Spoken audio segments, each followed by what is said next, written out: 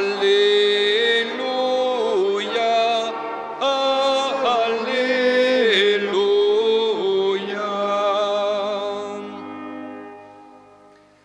Allez de toutes les nations, faites des disciples, dit le Seigneur. Moi, je suis avec vous tous les jours jusqu'à la fin du monde.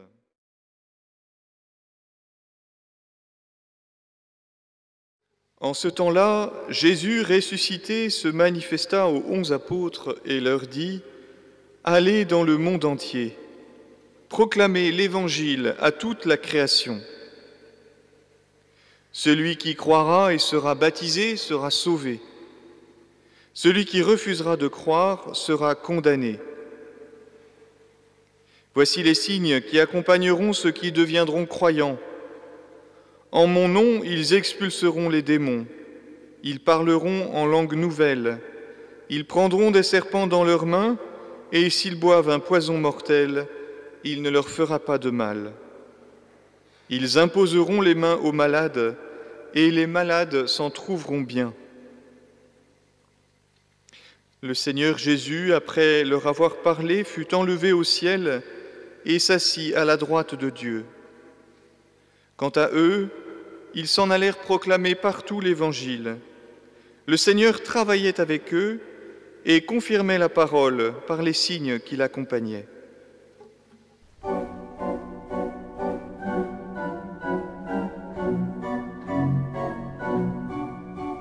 Seigneur, est-ce maintenant le temps où tu vas rétablir le royaume pour Israël ? Voilà la question qui est sur les lèvres des apôtres au moment où Jésus les quitte. Comme la chose la plus brûlante qu'ils portaient en eux au moment où Jésus s'en va. Et qui montre à quel point ils sont loin encore d'avoir compris ce que Jésus leur a enseigné, le sens de tout ce que Jésus a vécu au milieu d'eux. Ils attendent encore un royaume terrestre.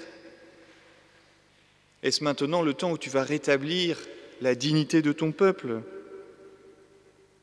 Toi qui es le fils de David, le Messie, toi que l'on attendait pour chasser les Romains, est-ce maintenant le temps où tu vas rétablir le royaume d'Israël, Israël dominé depuis des siècles par les Perses, les Grecs, puis les Romains?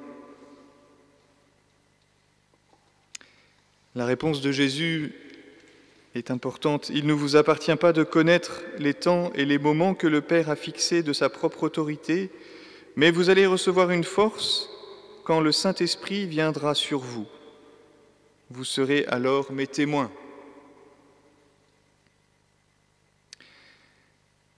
L'Esprit Saint sera le cadeau royal de Jésus à ses disciples. L'inauguration de son royaume dans le cœur de ses amis. Par le don de l'Esprit Saint, les apôtres vont enfin comprendre le sens de ce que Jésus leur a enseigné et qui leur est demeuré obscur pendant les 3 ans où ils étaient avec lui. Ils vont enfin pouvoir témoigner, être libérés de la peur. L'Esprit Saint nous est donné, à nous aussi, comme un cadeau du Seigneur, pour entrer dans une intimité nouvelle avec lui.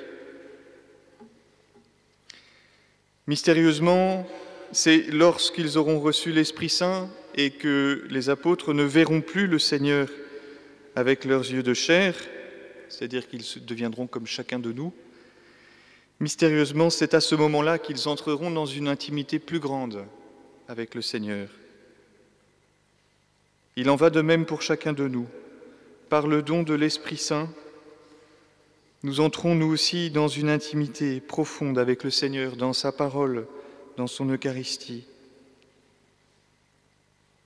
Nous avons reçu nous aussi par notre baptême la force d'en haut.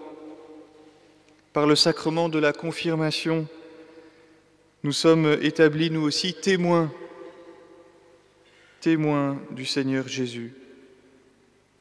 Au cours de cette messe, nous pouvons avoir à cœur de prier pour ceux qui seront confirmés, les adultes à la veille de la Pentecôte, les jeunes du centre-ville, le jour même de la Pentecôte, le dimanche. Priez pour chacun de nous, qui sommes appelés aussi à être témoins du Christ auprès de ceux qui ne le connaissent pas encore. Et réalisons bien que nous ne pouvons pas être témoins si nous ne nous appuyons pas sur la force de l'Esprit Saint.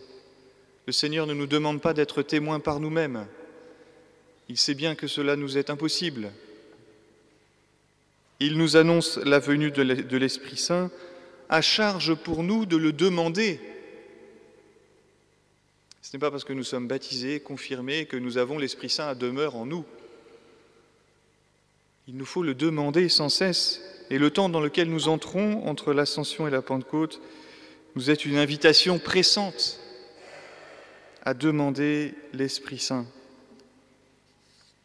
C'est ce à quoi encourageait saint Paul aux Éphésiens.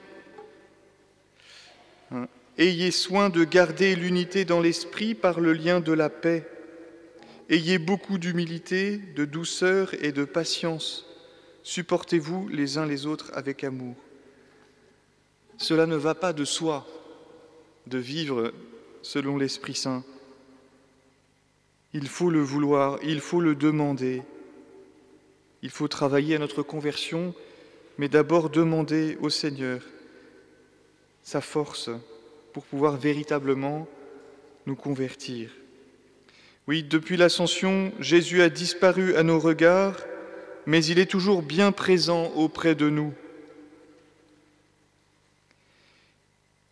C'est ce que nous avons entendu aussi dans le verset qui précédait l'Évangile « Je suis avec vous tous les jours ».